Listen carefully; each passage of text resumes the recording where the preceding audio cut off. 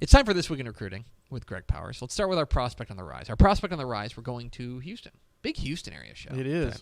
To talk about Alief Hastings and their soon-to-be senior defensive end, Smith Orogbo, who is the newest DCTF 4-star prospect, edging into the top 50 at texasfootball.com/recruiting. This guy has picked up offers. Is this just like in the last 10 days? This is in the last 10 days. Texas, A&M, Oklahoma, Florida, SMU, North Texas, UTEP, Memphis. Nice. In 10 days. It's been on fire. Now he's got more than 20 offers, and you watch the tape, and the edge rusher out of Alief Hastings, you can start to see why his film has got out. The secret's out. Well, he's not only good off of the edge. He has – look at the frame, right? This dude could be a complete monster. Traditional defensive end, hand in the dirt, has the size to be like a strong side defensive end, has the quickness to be able to put pressure on the quarterback consistently, make plays behind the line of scrimmage.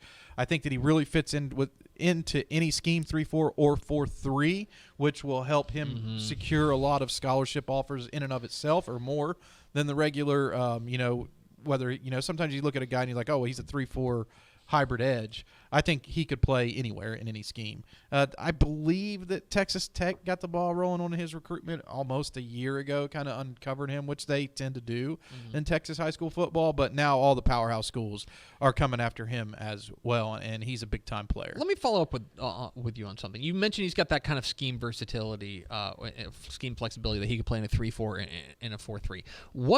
What about him makes you say that versus some other players who would say, oh, he's definitely like a 3-4 outside linebacker, or he's definitely like a hand-in-the-dirt 4-3 edge? Well, I mean, whenever you're looking at that, you want to be able to see somebody who could probably have the strength to match up with a bigger offensive tackle, sometimes slide in to be able to take on a guard. He uses his hands really well to redirect offensive linemen, get off of blocks, which is something very important to do. You call it a 3-4 end, but really it's a defensive tackle. Right? And I think that he has the frame. He's listed at 220 now, that he's going to be playing at 260.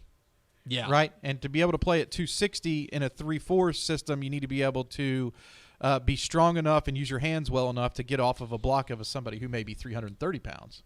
Right? And I think that he has the power and plays with the necessary pad level to do that. And he has the frame to add and hold that weight. Whereas, you're looking at an edge hybrid role, you don't really want that guy to get blocked. Yeah, you don't want you want him to stay off of blocks. Yeah, you want him to stay clean. Yeah, exactly. And I think that he has the speed to be that type of edge rushing type of player. But I think he's scheme versatile. He could play a weak side defensive end, and then if you're in a 3-4, I think that you could probably move him around to either side, which makes you a little bit more flexible, right? Like you can keep him on the field, rotate players around him. I don't think he's going to play a lot of nose tackle. Right. And sometimes you talk about that guy being flexible. He's moving inside and playing some nose tackle in a 3-4. I don't think he's that guy. Right. But I think he's a guy that can play either side. Thanks, Powers. That was not on our script. That was something that I just came up with. I was like, hey, we have a script? Yeah, I was going to say.